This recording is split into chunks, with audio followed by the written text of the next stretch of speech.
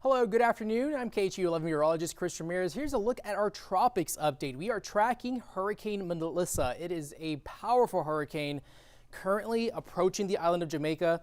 Winds at 140 miles an hour, moving very slow, only moving west at 3 miles an hour with pressure at 953 millibars. You're able to see that distinct eye that's in the center of that storm as it's nearing the island of Jamaica. They're already seeing the outer rain bands of the hurricane moving into Kingston. And so as we look at the forecasted track, this is expected to continue strengthening into a Category 5 hurricane just prior to landfall in Jamaica. And so we could expect to see this eventually make landfall as a Category 4 hurricane within the next maybe 24 to 48 hours. And eventually it's going to veer off towards the northeast over eastern Cuba, over the islands of the Caribbean, and then eventually off over the open Atlantic, eventually coming into contact with cooler waters and weakening as we head into the next 2 to 3 days. And so as we look at that hurricane structure, it's the eastern portions of that eye that is the most strongest when it comes to an approaching hurricanes. You have high winds,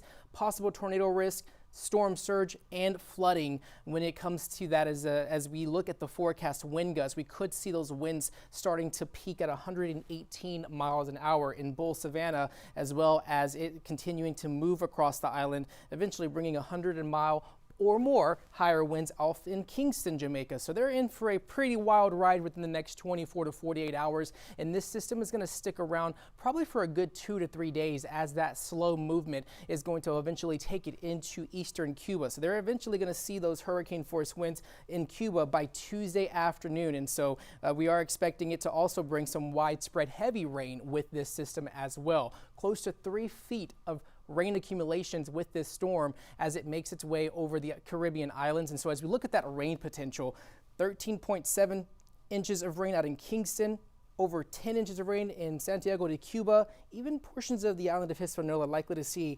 13.5 inches of accumulated rainfall as this system is moving pretty slowly within the next 24 to 48 hours. And so when you look at the hurricane winds, this is the Saffir-Simpson wind scale, and this is where they categorize each hurricanes. We're looking at 130 to 156 mile an hour winds with this storm, and so that is consistent of devastating damage. However, there is a good chance that the storm will strengthen into a Category 5 hurricane, which is at 157 miles per hour or more, and that's catastrophic damage, especially as they are definitely expecting that in the next maybe 24 to 48 hours across the Caribbean and in Jamaica. But looking at the peak of hurricane season, we're already well past that. We are ending our hurricane season with a Category 4 hurricane out in the Caribbean, and we're definitely expecting that to continue its track into our area. And so if you're just now joining us, we are tracking what is now Hurricane Melissa. The latest advisory from the National Hurricane Center does have this storm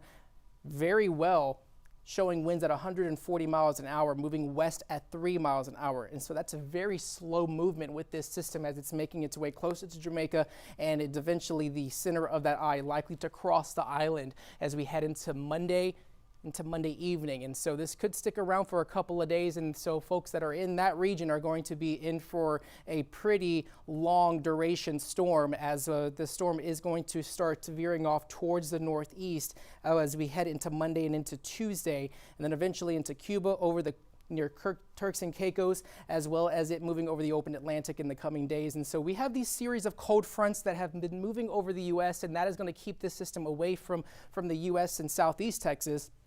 But they're still enduring a pretty powerful hurricane out in the Caribbean. And as always, as portions of the more populated areas of Jamaica are likely to see more of those stronger force winds, tornado, and the more higher storm surge, which is ultimately could lead to life-threatening flooding in that region. And so that's what we are looking at as of now. And as far as those wind gusts, they are going to be seeing 100 mile per hour or more higher winds out in the island of Jamaica as we head into the next 24 to 48 hours. And so we're looking at that, and we are tracking this system as it's going to be bringing widespread torrential rain across the Caribbean as it's now a Category 4 hurricane with 130 to 156 mile per hour winds that is very well consistent of devastating damage across Jamaica, and potentially into Cuba as well. And so this is a look at our 2025 Atlantic Basin names. We've already crossed off Melissa. We have not really gotten through the rest of those names, and so it's been a pretty quiet hurricane season this far, but we are expecting this to continue,